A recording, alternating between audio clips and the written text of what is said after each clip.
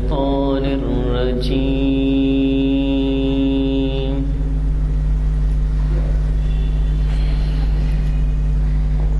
بسم الله الرحمن الرحيم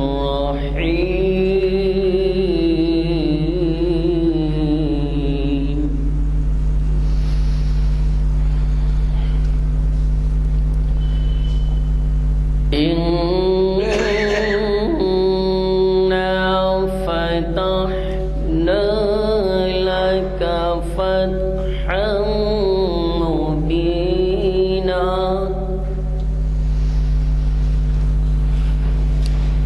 ليغفر لك الله ما تقدم من ذنبك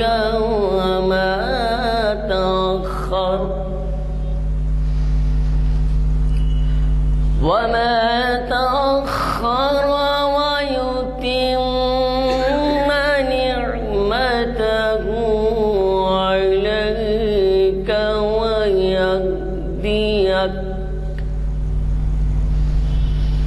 ويهديك صراطا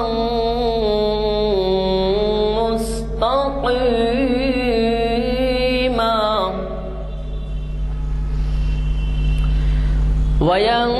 وينصرك الله نصرا عزيزا هو الذي أنزل السكينة في قلوب المؤمنين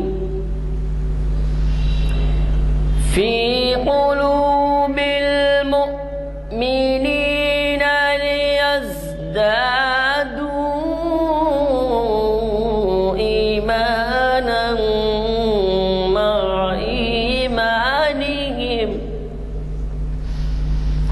ولله جنود السماوات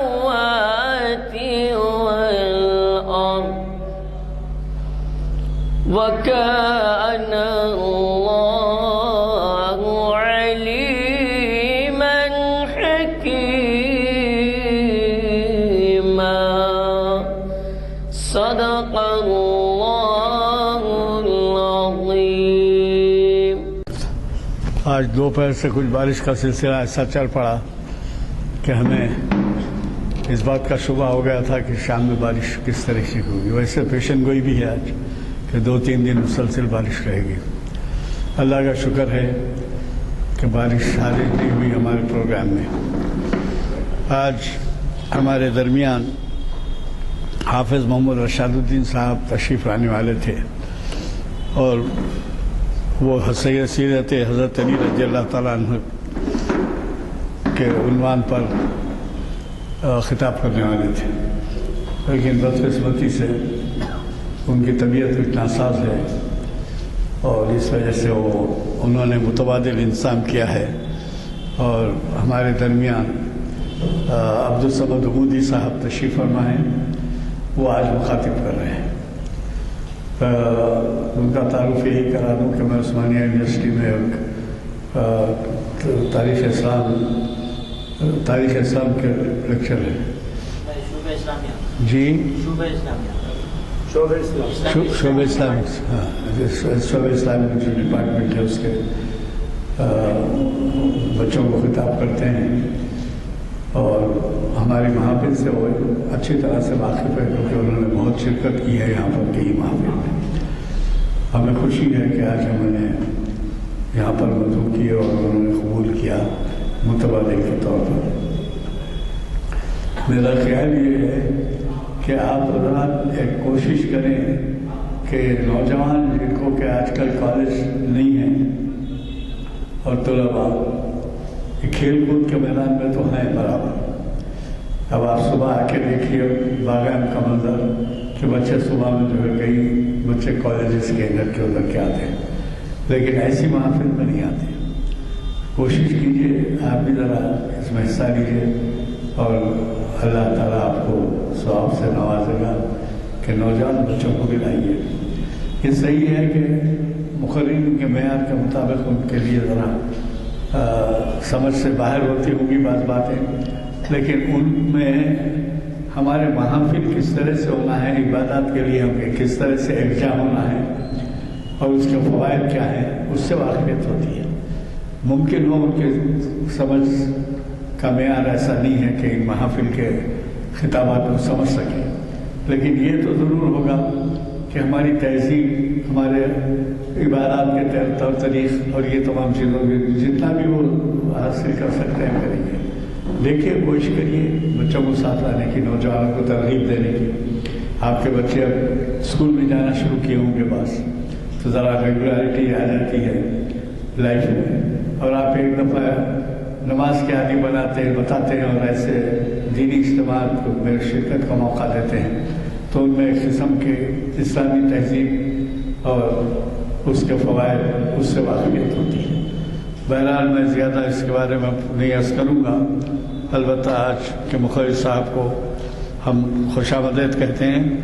عبدالصمد عمودی صاحب آج مخاطب کر رہے ہیں سیرت حضرت علی رضی اللہ تعالیٰ کے عنوان پر۔ میں گزارش کرتا ہوں کہ وہ شہر نشین پر تشریف لائیں اور ہمیں مخاطب کریں۔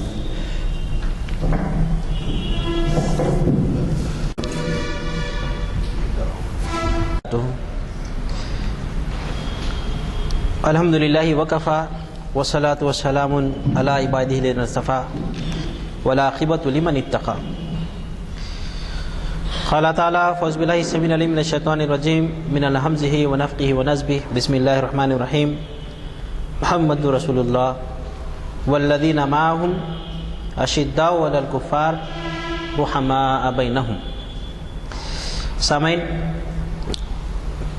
یہ مسجد حیدرآباد کے لیے ایک تاریخی مقام ہے، اور اس مسجد میں جو محافل ہوتی ہے، خواہ وہ شریعت انفارمیشن لیکچر سیریز ہو یا تاریخ اسلام یا محفل اقبال شناسی، یہ سب اپنے آپ میں تاریخی محافل ہے۔ اس لیے کہ آج کے دور میں جہاں ہم تسلسل کو، کنسسٹنسی کو خال ہی کہیں دیکھتے ہیں، یہاں پر ہزار نشستیں، 800 نشستیں۔ اب اسی نشست کو دیکھ لیجئے، اس کا نمبر جو ہے 900 کے آگے نکل گیا ہے۔ تو یہ تواتر، یہ تسلسل خود ایک تاریخی سنگ میل ہے۔ پھر یہاں پہ جو موضوعات رکھے جاتے ہیں، اکثر تو اسے حالات حاضرہ سے موافق رکھا جاتا ہے، تاکہ انسان خاص طور پر رہنمائی حاصل کر سکے کہ ایسے ماحول میں دین اسلام ہمیں کیا کروانا چاہتا ہے، اس کی روشنی میں ہم کیا کریں۔ اب چونکہ جس مہینے سے ہم گزر رہے ہیں، محرم الحرام، بہت سارے لوگوں کو اس مہینے کی نسبت اہل بیت کے ساتھ میں نظر آتی ہے۔ اس لحاظ سے بھی شاید یہ موضوع آ رہا ہے تسلسل میں کہ آج کی محفل میں سیدنا علی رضی اللہ عنہ کی سوانح آپ کے سامنے رکھنا ہے، لیکن وقت کا تقاضا بھی ہے کہ ہم اپنی گفتگو کو اپنے محدود ڈیوریشن میں پورا کریں۔ تو مکمل سیرت تو شاید بیان نہیں ہو سکتی، چیدہ کچھ اہم واقعات، اہم جو پڑاؤ تھے زندگی کے، وہ آپ کے سامنے میں رکھتا ہوں۔ سیدنا علی کی جس وقت پیدائش ہوئی تو ابو طالب اور ام طالب نے سوچا کہ اپنے بچے کا نام علی رکھے۔ پھر ماں نے سوچا کہ نہیں، میں میرے بچے کا نام حیدر رکھتی ہوں، تو ایک لقب حیدر بھی ہو گیا سیدنا علی کا۔ اور عربی زبان میں اگر ہم دیکھیں تو حیدر کے معنی آتے ہیں شیر کے۔ سیدنا علی اپنے گھرانے میں 10ویں اولاد تھے، یعنی ابو طالب کو پہلے سے اللہ تعالیٰ نے 9 بچوں سے نوازا ہوا تھا، یہ 10ویں نمبر پہ آئے۔ سیدنا علی کے گھرانے میں جو دیگر بھائی بہن تھے وہ بھی بہت مشہور ہوئے ہیں۔ بہن ام ہانی، جن کے گھر میں نبی صلی اللہ علیہ وسلم رات میں استراحت فرما رہے تھے اور معراج کا سفر کا آغاز جہاں سے ہوتا ہے۔ جعفر طیار ایک اور بھائی سیدنا علی کے ہی بھائی ہیں۔ ایسے ہی ہم دیکھتے ہیں کہ سیدنا علی کے ایک اور بھائی تھے جن کی پرورش ان کے چاچا عباس کرتے ہیں۔ تو ہم دیکھتے ہیں کہ علی رضی اللہ عنہ کے تعلق سے، ان کی پیدائش کے تعلق سے، کس سال پیدا ہوئے تھے یہ تو وضاحت نہیں ملتی، مگر ایک دوسرے طریقے سے معلوم ہو جاتا ہے کہ کس سال ان کی پیدائش ہوئی تھی۔ وہ یہ کہ نزول قرآن کے بعد اللہ تعالیٰ نے نبی صلی اللہ علیہ وسلم کو جب اس بات کا حکم دیا کہ اپنے قریبی رشتہ داروں کو اسلام سے واقف کرائے، وَأَنذِرُوا عَشِيرَتَكَ الْأَقْرَبِينَ، تو نبی صلی اللہ علیہ وسلم نے اس موقع پر اپنے گھر میں کھانے کا اہتمام کیا، دعوت کا اہتمام کیا، رشتہ داروں کو جمع کیا۔ تو اس تعلق سے آتا ہے کہ اس وقت سیدنا علی کی عمر 8 سال تھی۔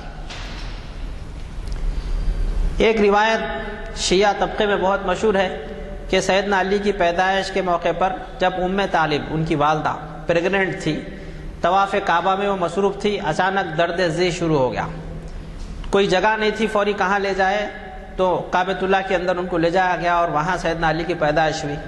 اس وجہ سے ان کو مولود کعبہ بھی شیعہ طبقے میں لوگ کہتے ہیں، مگر ہمارے محدثین نے اس کے تعلق سے تحقیق کر کے کہا ہے کہ یہ روایت ضعیف ہے، اس کی کوئی اصل نہیں ہے، اس کو ہم ثابت نہیں کر سکتے۔ اور ہمارا یہ ماننا ہے کہ سیدنا علی کی جو فضیلت دیگر احادیث میں ہمیں ملتی ہے وہ کافی ہے ان کے مقام مرتبے کو سمجھنے کے لیے۔ جھوٹی اور کمزور روایت کے سہارے کی ضرورت ہے ہی نہیں۔ جھوٹی روایت کی ضرورت ان کو پڑتی ہے جن کے کوئی کارنامہ ہی نہ ہو، کمالات نہ ہوں، اور سیدنا علی تو صاحب کمال ہے، ان کے ایک ایک کارنامے کو ہم تاریخ میں روشن باب کے طور پہ دیکھ سکتے ہیں۔ تو گھر میں نام علی اور حیدر دونوں رکھا گیا۔ نبی صلی اللہ علیہ وسلم اپنے تایا ابو طالب کی مدد کرنا چاہتے تھے۔ ابو طالب کثیر العیال، 10 بچے، بیوی اور بنو ہاشم کے دیگر کمزور لوگوں کی بھی اعانت، ان کی ذمہ داری، چونکہ خاندان کے بڑے بزرگ ہیں۔ خودداری ایسی ہے کہ ابو طالب کسی کے ہاتھ سے کچھ لینے تیار نہیں ہوتے، اور نبی صلی اللہ علیہ وسلم چاہتے ہیں کہ تایا کی مدد ہو۔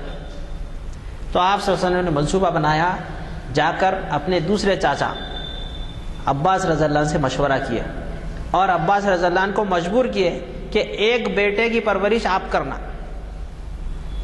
بڑے بھائی کو سمجھائیے ابو طالب کو، اور عقیل کو آپ اپنے پاس رکھیے، عقیل کی پرورش آپ کرنا۔ علی کے ایک اور بھائی تھے رضی اللہ عنہ کے، اور علی کی پرورش میں کرتا ہوں۔ گفت جنید ہوئی، ام فضل عباس رضی اللہ عنہ کی بیوی، نبی صلی اللہ علیہ وسلم کی چاچی، بہت ذہین خاتون تھی، ان کی بہت تعریف ملتی ہے حدیث کی کتابوں میں، وہ فوراً راضی ہو گئی۔ وہ کہتی ہے کہ بالکل ہم تیار ہیں، چونکہ عباس رضی اللہ عنہ کا پھلتا پھولتا کاروبار تھا، وہ بڑے بھائی کی مدد کے خاطر ایک بیٹی کی پرورش کی ذمہ داری لے لیا۔ اب نبی صلی اللہ علیہ وسلم اور عباس رضی اللہ عنہ دونوں مل کر آئے ابو طالب کے پاس، آ کر وہاں کہتے ہیں کہ دیکھو آپ برا نہیں ماننا، لیکن ہمارے بھی کچھ حقوق آپ پہ ہیں۔ تو ابو طالب کہتے ہیں کہ بے شک میں پوری کوشش کروں گا کہ تمہارے حق ہے تو اسے ادا کر دوں، بتاؤ کیا کم رہ گیا۔ تو عباس کہتے ہیں کہ کم کچھ نہیں رہا، بات یہ ہے کہ مجھے گھر میں ایک لڑکا درکار ہے، میرے گھر میں ایک بچے کی ضرورت ہے، اور فی الوقت میرے پاس بچے نہیں ہیں، جو ہے وہ اپنی زندگی میں مصروف ہے۔ اب فضل کا تذکرہ تھا، بڑے تھے وہ عمر میں، تو میں چاہتا ہوں کہ آپ عقیل کو میرے حوالے کر دیں تاکہ عقیل میرا سہارا بنے، میری مدد کرے۔ تو ابو طالب کہتے ہیں کہ ٹھیک ہے، اگر تم چاہتے ہو کہ عقیل تمہارے ساتھ رہے، تمہارا مددگار بنے، تو مجھے کوئی اعتراض نہیں ہے، تم اسے اپنے پاس رکھو۔ اب یہاں پر نبی صلی اللہ علیہ وسلم نے اپنی گزارش پیش کی کہ جب آپ عباس کو ایک بیٹا دینے تیار ہے عقیل، مجھے بھی ایک بیٹا چاہیے۔ ابھی میرے گھر میں بیٹیاں ہیں، بیٹا نہیں ہے۔ اللہ نے مجھے اولاد سے نوازا تو ہے، لیکن میرے گھر میں زینب ہے، رقیہ ہے، لیکن بیٹا نہیں ہے۔ اس وقت تک ام کلثوم اور فاطمہ پیدا نہیں ہوئی تھی، لہذا مجھے بھی ایک بیٹا چاہیے۔ تو ابو طالب کہتے ہیں کہ اب تم جسے پسند کرتے ہو لے جاؤ، سب تمہارے بھائی ہیں، تمہارے سامنے ہیں۔ تو نبی صلی اللہ علیہ وسلم کہتے ہیں کہ نہیں، جو ہے وہ تو ہے، مجھے یہ جو دودھ پینے والا بچہ یہ چاہیے۔ تو ابو طالب کہتے ہیں کہ تو دودھ پی رہا ہے، دودھ چھوٹ جانے تو پھر لے جانا۔ تو نبی صلی اللہ علیہ وسلم کچھ دن کے لیے رک گئے، اور جیسے ہی سیدنا علی 2 سال مکمل کیے، دودھ ان کا چھوٹا، نبی صلی اللہ علیہ وسلم ساتھ لے کے چلے گئے۔ اس لحاظ سے سیدنا علی کی پرورش نبی کے آغوش میں، نبی کے گھر میں ہوئی۔ پھر ہم دیکھتے ہیں کہ اللہ کے نبی صلی اللہ علیہ وسلم کو سچے خواب دکھنا شروع ہو گئے، دنیا سے دل اچاٹ ہو گیا، آپ تنہا رہنا پسند کرنے لگے، غار حرا میں جا کے قیام کرتے تھے، اور نزول قرآن کا آغاز ہوا، وحی آنی شروع ہوئی۔ جب وحی آنی شروع ہوئی تو اس موقع پر نبی صلی اللہ علیہ وسلم کی ڈھارس بنانے میں، ہمت بنانے میں سب لوگوں نے حصہ لیا۔ خاص طور پہ بی بی خدیجہ اور یہ چچیرا بھائی جو کہ معصوم ہے لیکن وہ بھی سمجھتا ہے حالات. پھر ہم دیکھتے ہیں کہ اللہ کی طرف سے حکم آ گیا کہ اپنے قریبی رشتہ داروں کو اسلام سے واقف کراؤ. نبی صلی اللہ علیہ وسلم نے گھر میں دعوت کا اہتمام کرنا چاہا. اس دعوت کے انتظام سیدنا علی کے ذمہ تھے. اور روضۃ العنف میں تذکرہ آتا ہے کہ جو پکوان کیا گیا اس میں گوشت بھنا ہوا موجود تھا، اس میں مہمانوں کے لیے شربت کا انتظام تھا. جب سارے رشتہ دار جمع ہو گئے اللہ کے نبی صلی اللہ علیہ وسلم نے سب کے سامنے جو ہے دسترخوان جو ہے لگوا دیا. آپ کچھ بات کرنا چاہتے ہیں لیکن ابو لہب کو بخوبی اندازہ ہے. ابو لہب نے اس محفل کا مزہ کرکرا کر دیا. کیا محمد کھلا کے پلا کے ہم کو بہکانا چاہتے ہو؟ استغفر اللہ من ذالک. نبی تو ہدایت دیتا ہے، نبی کا کام رہنمائی کرنا ہے، بہکانا نہیں ہے. لیکن اس کا یہ ٹوکنا اس محفل کے سارے ماحول کو خراب کر دیا. نبی صلی اللہ علیہ وسلم خاموش ہو گئے. کچھ دنوں کے بعد پھر ایک بار دعوت کا اہتمام کیا گیا، دوسری مرتبہ. اور اس مرتبہ اللہ کے نبی صلی اللہ علیہ وسلم نے کھانے سے پہلے ہی اپنے رشتہ داروں کو مخاطب کیا اور مخاطب کر کے سب رشتہ داروں کے سامنے کہا کہ قولوا لا الہ الا اللہ تفلحوا تملکوا العرب والعجم. آپ لا الہ الا اللہ کے ماننے والے بن جاؤ، آپ کامیاب ہو جائیں گے. عرب عجم میں آپ کا سکہ چلے گا. جو میری بات مانے گا میرے بعد وہ اس دعوت کا جانشین بنے گا، اس مشن کو لے کے چلے گا. ابھی لوگ بیٹھے ہوئے ہیں گفتگو کر رہے ہیں تو ابو لہب نے اپنے بڑے بھائی ابو طالب کو کہا کہ دیکھو کیا یہ کہہ رہے ہیں. تو ابو طالب کہتے ہیں کہ سنو گفتگو کو، سن تو لو پہلے. نبی صلی اللہ علیہ وسلم نے اسلام کو بہت کھول کے لوگوں کے سامنے پیش کر دیا اور اس کے بعد میں آپ نے پوچھا کہ اب آپ حاضرین میں سے کون کون ہے جو اس بات کو ماننے تیار ہے. ایک بندہ بھی نہیں کھڑا ہوا.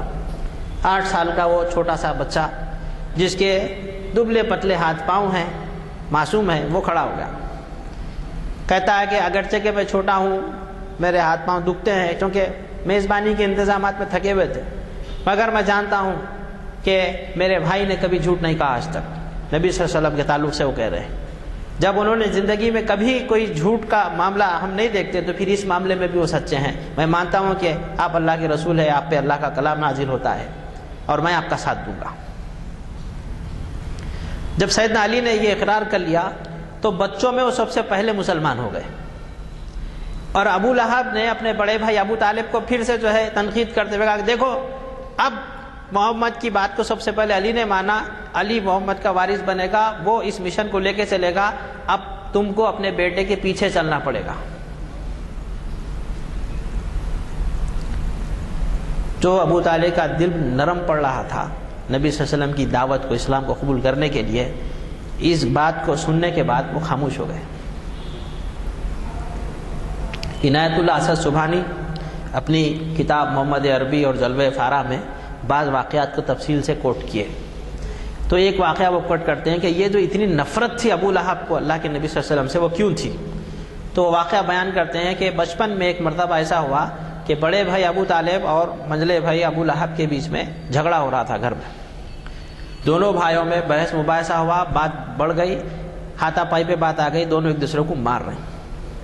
یہ موڑ تھا کہ ابو طالب کو نیچے گرا کے ابو لہب سینے کے اوپر بیٹھا ہوا ہے اور ابو طالب کی داڑھی پکڑ کے بڑے بھائی کو مار رہا ہے.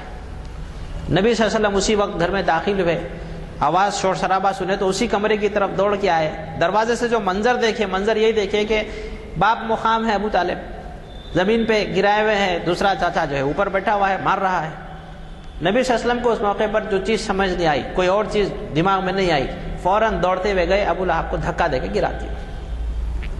ابو طالب اپنی جگہ پہ سے اٹھ گئے، جھگڑا ختم ہو گیا. لیکن یہ واقعہ ابو لہب کے دل میں بیٹھ گیا. جب ایسا ہوا تو محمد نے ابو طالب کا ساتھ دیا، میرا ساتھ نہیں دیا. اب وہ تا عمر اس چیز کو یاد رکھتا ہے. آگے جا کر 2 بیٹیوں کی شادی طے ہو گئی ابو لہب کے گھر میں. اس کے بیٹوں سے اللہ کے نبی صلی اللہ علیہ وسلم کی 2 بیٹیوں کا، رقیہ اور ام کلثوم کا نکاح ہوا. ابو لہب کے بچوں کے ساتھ وداعی ہونا باقی تھا. لیکن قرآن کا نزول شروع ہوا تو ابو لہب نے دشمنی میں وہ رشتے ختم کر دیا. بولے جو نکاح ہوا تھا برخاست، کوئی وداعی کی ضرورت نہیں ہے، ہم نہلاتے بچیوں کو. تو ایک گھر میں رہنے والے ابو طالب بے انتہا مددگار، اسی گھر میں رہنے والا ابو لہب ایک نمبر کا دشمن۔ اللہ نے علی کی پرورش کا کیسے انتظام کیا؟ اس گھر سے علی دور ہے، نبی کے گھر میں ہے، ان جھگڑوں میں ان کا کچھ لینا دینا ہی نہیں ہے۔ پھر ہم دیکھتے ہیں کہ جب سیدنا علی تھوڑے سے بڑے ہو گئے تو نبی صلی اللہ علیہ وسلم نے سیدنا علی کو اجازت دی کہ تم اپنے والد کی مدد کیا کرو، اگرچہ کہ تم میرے پاس رہتے ہو، میرے ساتھ ہو، لیکن تمہاری ذمہ داری تمہارے والد کی مدد کی ہے۔ تو سیدنا علی ابو طالب کی دکان پہ جاتے کپڑے بیچنے کے لیے، دوسرے بچوں کی طرح کچھ دن انہوں نے بھی بکریاں چرائی، چونکہ عرب کا رواج تھا، کچھ دن کچھ عرصہ لوگ بکریاں چرایا کرتے تھے، جانور چرایا کرتے تھے، تاکہ بچے میں احساس ذمہ داری پیدا ہو۔ پھر ہم دیکھتے ہیں کہ اللہ کے نبی صلی اللہ علیہ وسلم اسلام کی جب اعلانیہ دعوت شروع کرتے ہیں تو علی رضی اللہ عنہ بھی اپنے دوستوں کو اسلام کے قریب لانے کی کوشش میں لگے ہوئے ہیں۔ اسی بیچ میں ابو ذر غفاری کی آمد ہوئی تو اللہ کے نبی صلی اللہ علیہ وسلم تک ان کو سیدنا علی ہی لے کر آئے، پہلے میزبان کے طور پر اپنے گھر میں لا کر رکھے اور پھر اللہ کے نبی سے ملاقات بھی کروائے۔ عبداللہ ابن مسعود سیدنا علی کے دوستوں میں سے تھے۔ پھر ہم دیکھتے ہیں کہ اللہ کے نبی صلی اللہ علیہ وسلم جب ہجرت کرنے والے ہیں تو آپ صلی اللہ علیہ وسلم اپنے گھر میں جو لوگوں کی امانتیں رکھی ہوئی تھی اسے لوٹانے کی ذمہ داری علی کو دیتے ہیں کہ علی، اللہ نے مجھے اجازت دے دی ہے، میں مکہ چھوڑ کر یثرب جا رہا ہوں، بعد ہجرت اس کا نام مدینہ ہوگا، لوگوں کی امانتیں میرے پاس رکھی ہوئی تھی، میں نشاندہی کر دیتا ہوں، تم انہیں لوٹا دینا، آج میرے بستر پر سو جانا، بے فکر رہو، اللہ محافظ ہے، کوئی دشمن تمہیں نقصان نہیں پہنچائے گا۔ سب کو اندازہ ہے قتل کے منصوبے بنے ہوئے ہیں، لیکن چونکہ اللہ کے نبی نے اس بات کا یقین دلایا ہے کہ اللہ محافظ ہے، سیدنا علی بے فکر اللہ کے نبی کے بستر پر سوئے، اور بعد میں اپنی زندگی میں وہ حدیث روایت کرتے ہیں، میری زندگی میں ایک ہی مرتبہ بے فکر سویا، ایسی نیند دوبارہ پھر کبھی نہیں آئی۔ یہ وہ رات تھی جب اللہ کے نبی ہجرت کا سفر شروع کیا، اس لیے کہ اس رات گارنٹی تھی کہ اللہ میرا محافظ ہے، مجھے کچھ نہیں ہوگا، دوسرے دن میں ٹھیک ٹھاک اٹھوں گا، ورنہ ہر دن اس بات کا خدشہ لگا رہتا ہے کہ آج میں بستر پر لیٹا، کل کی صبح مجھے نصیب ہوگی کہ نہیں ہوگی، شاید یہ رات میری زندگی کی آخری رات ہو جائے۔ امانتیں لوٹا کر سیدنا علی کو مدینہ پہنچنے میں کچھ عرصہ لگتا ہے، اس دوران اللہ کے نبی ہجرت کر کے وہاں پہنچ گئے، یثرب کا نام مدینۃ الرسول ہو گیا، میثاق مدینہ کے معاہدے ہو گئے، مواخات چل رہے ہیں، ایک مہاجر ایک انصار جوڑیاں بھائیوں کی بنائی جا رہی ہے۔ جب یہ سلسلہ چل رہا ہے، سب کو ایک ایک بھائی مل رہا ہے، اس موقع پر سیدنا علی پہنچتے ہیں اللہ کے نبی کے پاس میں، اور پہنچتے ہیں تو بہت ناراض ہے، آنکھوں میں آنسو ہے، اور کہتے ہیں کہ سب کو آپ نے بھائی دیا، مجھے آپ بھائی نہیں دیں گے؟ اور نبی صلی اللہ علیہ وسلم کہتے ہیں کہ علی تم غمگین نہ ہو، میں تمہارا بھائی ہوں۔ ایک مہاجر کو ایک انصار بھائی مل رہا ہے، لیکن علی کا بھائی محمد ہوگا، تمہاری میری ویسی ہی نسبت ہوگی جیسے کہ موسیٰ اور ہارون کی نسبت تھی، فرق یہ ہے کہ ہارون کو اللہ نے نبی بنایا تھا اور میرے بعد کوئی نبی نہیں۔ اس واقعے کو بخاری نے بھی کوٹ کیا ہے۔ اس سے اندازہ ہوتا ہے کہ سیدنا علی اللہ کے نبی سے کتنے قریب تھے۔ پھر ہم دیکھتے ہیں کہ پہلا رمضان آتا ہے، روزے فرض ہوتے ہیں، بدر کی لڑائی ہو رہی ہے۔ اس بدر کی لڑائی میں سب سے پہلے مباہلہ ہوا، انفرادی مقابلے۔ انفرادی مقابلوں کے لیے 3 صحابہ سامنے آئے اور 3 دشمنوں سے ان کی آمنے سامنے کی لڑائی ہوئی 1 to 1، عتبہ، شیبہ، ولید بن مغیرہ، اور اس طرف سے حمزہ، علی اور انصار گئے، شیبہ کو قتل کر دیے، دوسرے صحابی زخمی ہو گئے تھے، اس کے بالمقابل جو تھا اس کو بھی قتل کیے، اور نعرے تکبیر بلند کرتے ہوئے واپس آئے۔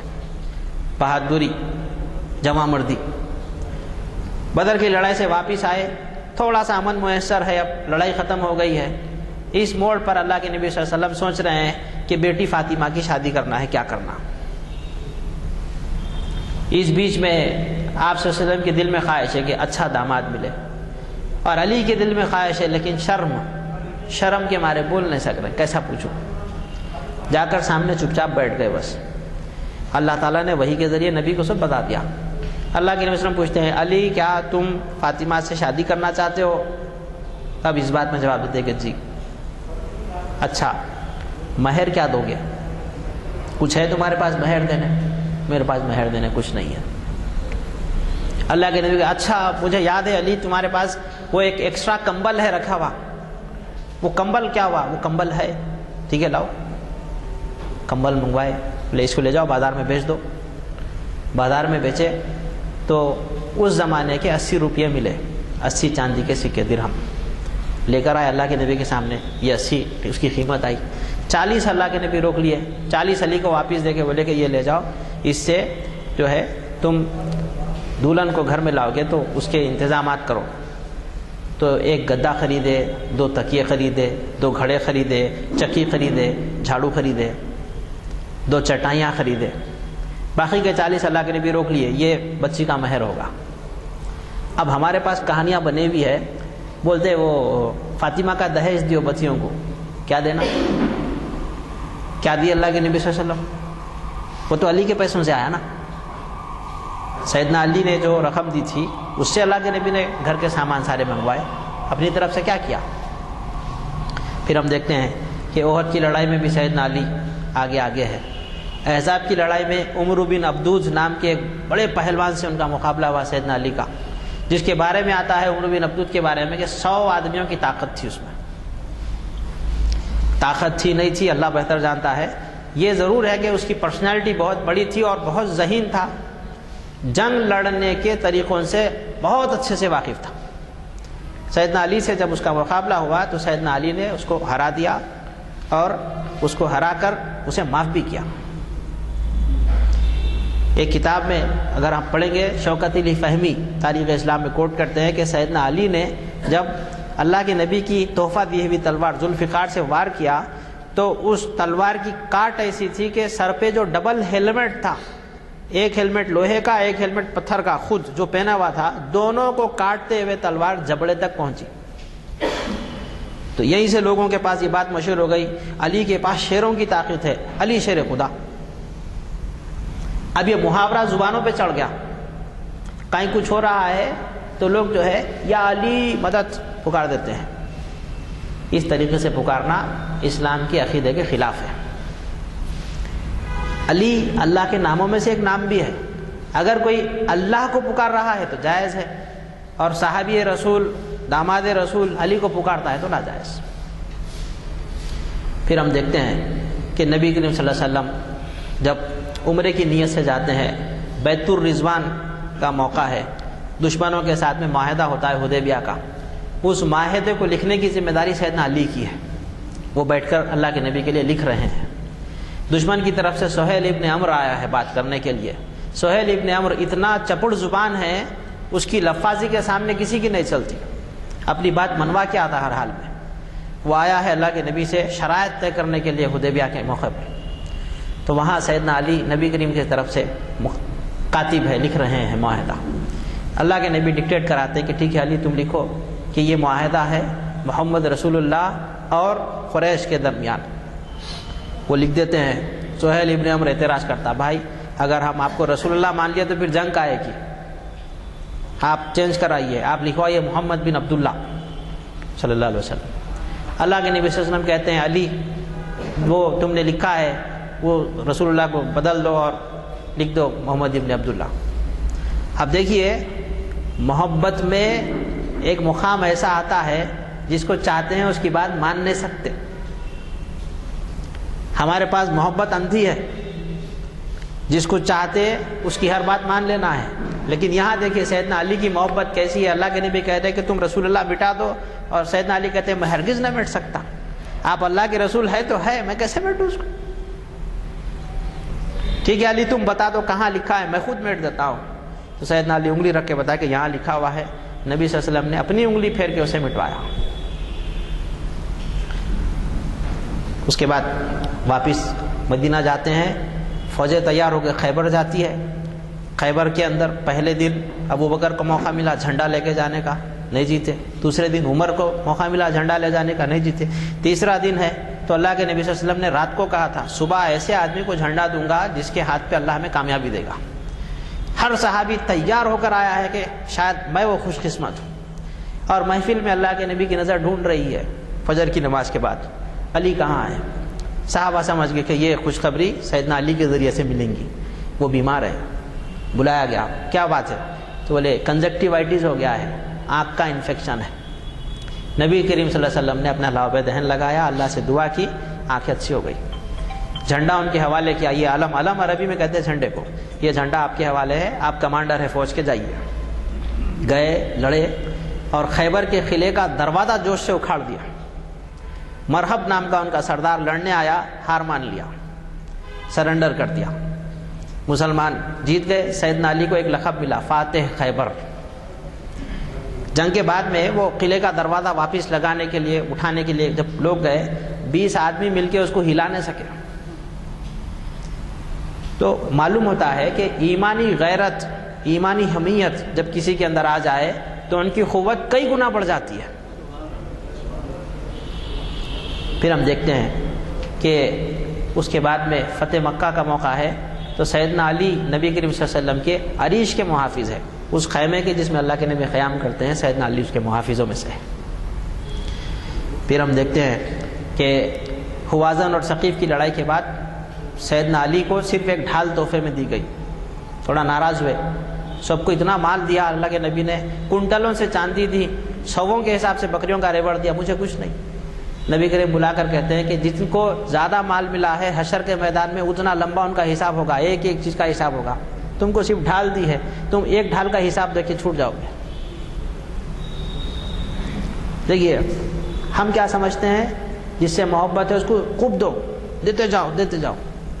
اللہ کے نبی کا کیا معمول ہے, بیٹی کو کیا دیے, نہیں دیے. داماد کو کیا دیے, نہیں دیے. محبت تربیت کے لیے ہے. نبی کریم صلی اللہ علیہ وسلم نے اپنی بیٹی کی تربیت کی, اپنے داماد کی تربیت کی. تہجد کی نماز کے لیے اٹھے اللہ کے نبی صلی اللہ علیہ وسلم, بیٹی کے گھر کو گئے, فاطمہ کے قریب تھے, جا کے دستک دیا, میں تہجد کے لیے جا کے آیا, تم لوگوں کو جگانے آیا, اٹھو.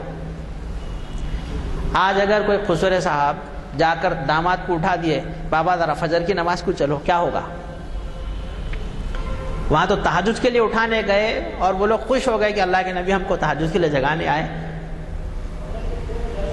آنے جانے کا وقت مقرر نہیں تھا, جب چاہتی بی بی فاطمہ ملنے آتی, جب چاہتے اللہ کے نبی ملنے جاتے, کوئی روک ٹوک نہیں تھی.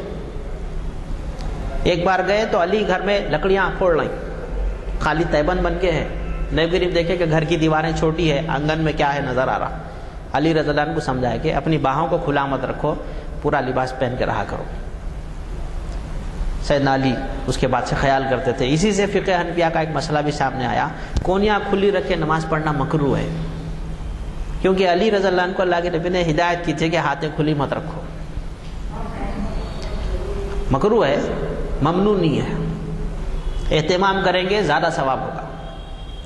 پھر ہم دیکھتے ہیں کہ اللہ کے نبی صلی اللہ علیہ وسلم نے حج کے لیے قافلے کو بھیجا, ابوبکر صدیق کو امیر حج بنایا.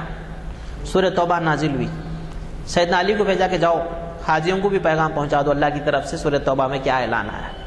جب سیدنا علی آتے ہیں تو دور سے ابوبکر پکار کے کہتے ہیں امیرون و مامورون, کیا اب آپ امیر حج ہے؟ تو بولے نہیں نہیں, آپ ہی امیر حج ہوں گے, میں پیغام پہنچانے آیا. نقیب کے طور پر پہلی بار سیدنا علی آتے ہیں, قرآن لوگوں کو سناتے ہیں. پھر ہم دیکھتے ہیں کہ تبوک کے موقع پر اللہ کے نبی صلی اللہ علیہ وسلم کی اونٹنی کی نکیل پکڑ کر سیدنا علی چلتے ہیں کچھ دور. ہر بڑے موقع پر نبی کے قریب ہے, نبی کے ساتھ ہے, نبی کے مشیر ہے. نبی کا وصال ہو گیا ہے, غسل دینا ہے, لباس سمیت غسل دیا گیا, چھپے کے ساتھ ہی غسل دیا گیا. سیدنا علی غسال ہے, نبی کے جسم کو سیدنا علی اور فضل نے مل کر غسل دیا. کمرے میں جب اللہ کے نبی کی بغلی خبر کھودی گئی تو خبر میں سیدنا علی نے بھی اتارنے میں مدد کی. یہ انتظامات میں سیدنا علی مصروف تھے. وہاں دوسرا جھگڑا چل رہا تھا, ثقیفہ بنو سعدہ میں ابوبکر صدیق کو لوگ خلیفہ چن لیا. علی مشورے میں شریک نہیں تھے, ناراض ہو گئے. اتنا اہم نازک موڑ تھا, ہم کو مشورے کے قابل بھی نہیں سمجھے. چند مہینوں کے بعد وہ ناراضگی دور ہوئی. جب بی بی فاطمہ کا انتقال ہوا تو ابوبکر صدیق پرسہ دینے آئے اور علی کو بولے کہ دیکھو میرے دل میں کوئی رنجش, کوئی برائی نہیں ہے آپ کو لے کے. علی کہتے ہیں میرے دل میں بھی کوئی برائی نہیں ہے, مگر آپ میرے کو بلائے نہیں مشورے کے لیے اس دن. ابوبکر صدیق اعتراف کیے مسئلہ میرے سے مس ہینڈل ہو گیا, ٹائم نہیں تھا کہ میں آپ کو بلا سکتا, کنٹرول کر سکتا, حالات ایسے تھے کچھ. کندھے پیشانی کے ساتھ سیدنا علی بولے میرے دل میں کوئی میل نہیں ہے، میں بیعت کروں گا مسجد میں لوگوں کے سامنے۔ مسجد نبوی میں آ کر ابوبکر صدیق کی بیعت کیے چند مہینوں کے بعد۔ اس کے بعد وہ مشیر ہو گئے۔ پھر جب ابوبکر صدیق نے وصیت کی میرے بعد عمر خلیفہ ہوں گے، تو سیدنا عمر نے علی کو اپنا نائب بنایا۔ مشیر تو تھے ہی تھے، چیف ایڈوائزر تو تھے ہی تھے، چیف ایڈوائزر کے ساتھ ساتھ وہ خلیفہ کے نائب بھی تھے۔ اگر سیدنا عمر کو مدینے سے باہر جانا ہوتا، قیام مقام علی کو خلیفہ بنا کے جاتے۔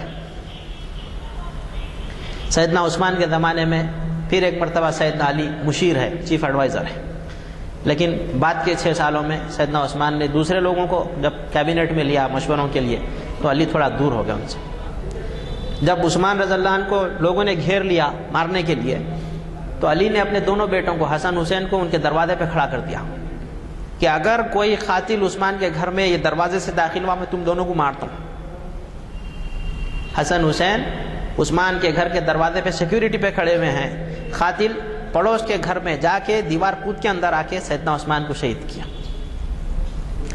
اس کے بعد عبد الرحمن بن عوف اور دیگر صحابہ مل کر سیدنا علی کو مجبور کیا کہ اب آپ ہمارے خلیفہ بنو، تو چوتھے خلیفہ حضرت علی بننے تیار ہوئے۔ اپنی کوئی خواہش ان کے دل میں نہیں تھی خلیفہ بننے کی۔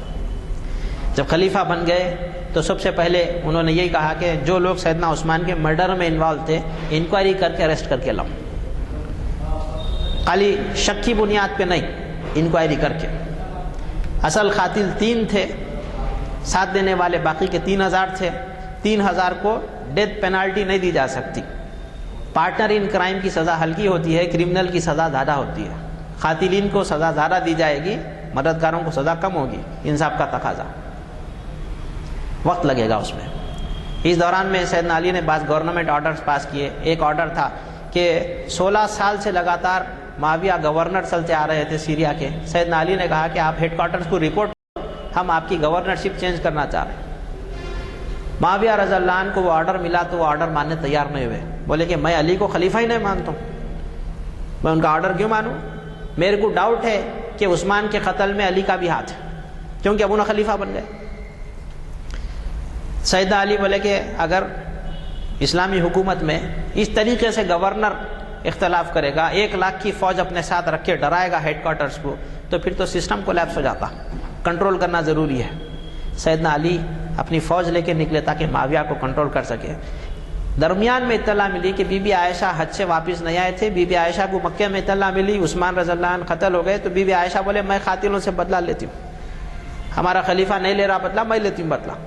ام المومنین ہے بی بی عائشہ، ان کی دعوت پہ بڑے بڑے صحابہ ساتھ دینے آ گئے، فوج تیار ہو گئی، بصرہ شہر پہ حملہ کرنے کے لیے فوج نکل گئی۔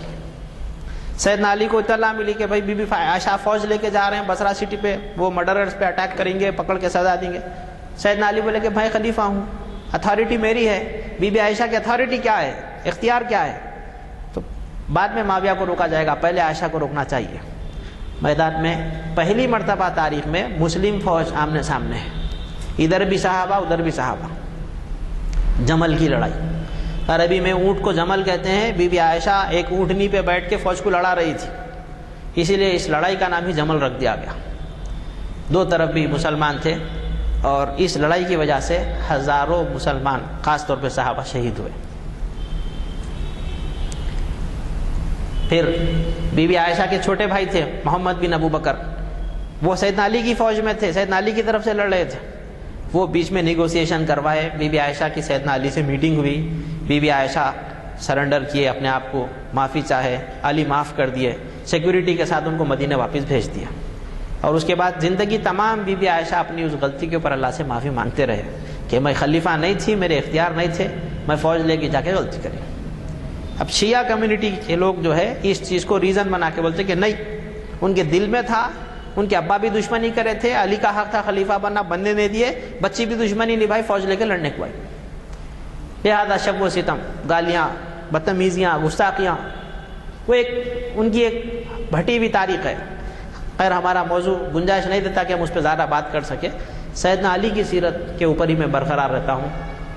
اس کے بعد آگے بڑھتے ہیں، معاویہ کے فوج کے ساتھ لڑائیاں ہوتی ہے، صفین کے میدان میں لڑائیاں ہوئی، دونوں طرف سپورٹرز تھے۔ عربی میں سپورٹر کو کہتے ہیں شیعہ، شیعہ نے علی، سپورٹرز آف علی، شیعہ نے معاویہ، سپورٹرز آف معاویہ۔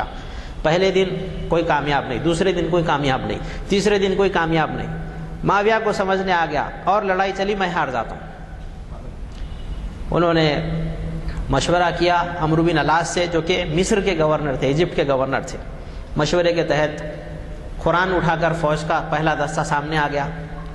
دستے نے قرآن لے کر کہا کہ اس سے ہم فیصلہ کرتے، لڑائی روک دو۔ لڑائی رک گئی، حکم مقرر ہوئے۔ ابو موسیٰ اشعری اور عمرو بن العاص دونوں بیٹھ کر ڈیرے میں گفتگو کیے۔ فائنل ہوا علی خلیفہ کا منصب چھوڑ دے، معاویہ گورنر کا منصب چھوڑ دے، مسلمان نیا لیڈر چن لیں گے۔ باہر آئے پبلک میں، ابو موسیٰ اشعری اعلان کرے کہ ہم یہ طے کریں کہ علی کو خلیفہ نہیں رکھیں گے، معاویہ کو گورنر نہیں رکھیں گے، مسلمان نئے لیڈر چنے۔ عمرو بن العاص آئے تو بولے بالکل یہ جو بات پیش کر رہے تھے ابو موسیٰ اشعری، پہلی بات بالکل صحیح تھی، علی ہمارے خلیفہ نہیں ہے، معاویہ ہمارے خلیفہ ہے۔ گڑبڑ ہو گئی، صحابہ بھی ناراض ہوئے، اب کچھ ہو نہیں سکتا تھا معاملہ۔ ایک چھوٹا سا گروہ یہاں پر ناراض ہو کے الگ ہو گیا، بولے کہ تم پہلے قرآن لائے، قرآن سے حل کریں گے، پھر قرآن کو بازو رکھ دیے، آدمیوں کو جو ہے آربیٹریٹر رکھے، حکم بنائے، آدمیاں اچھا فیصلہ نہیں کرے، دیکھو اب آپس میں جھگڑا ہو گیا۔ مسلمانوں کی حکومت دو ٹکڑوں میں بٹ گئی، اوپر کے سارے علاقے معاویہ کو مل گئے، امیر لقب لگا کے وہ حکومت کرنے لگے، نیچے کے سارے علاقے علی کو مل گئے اور خلیفہ کے طور پر وہ حکومت کرتے رہے۔ مدینے سے کیپٹل انہوں نے کوفہ شفٹ کر دیا۔ گفتگو کا آخری واقعہ ہے، چند سیکنڈ میں پورا کر دیتا ہوں۔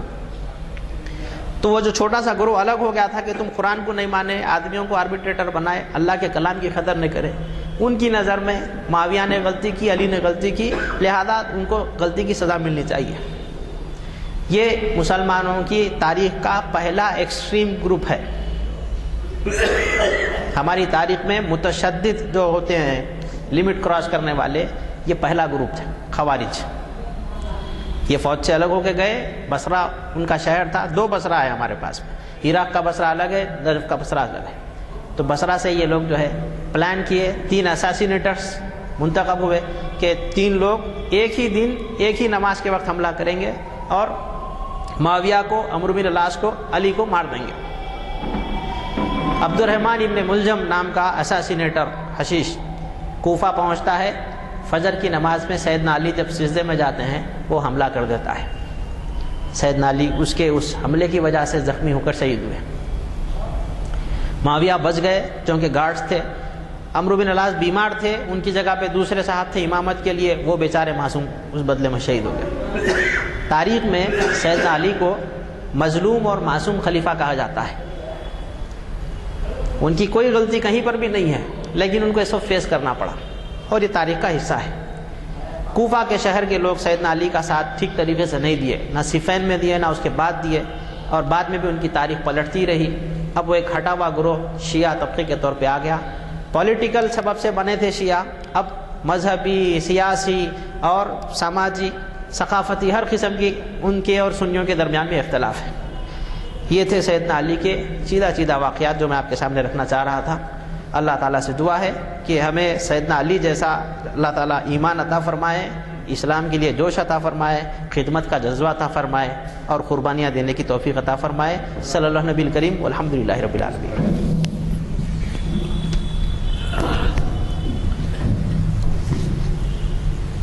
السلام علیکم۔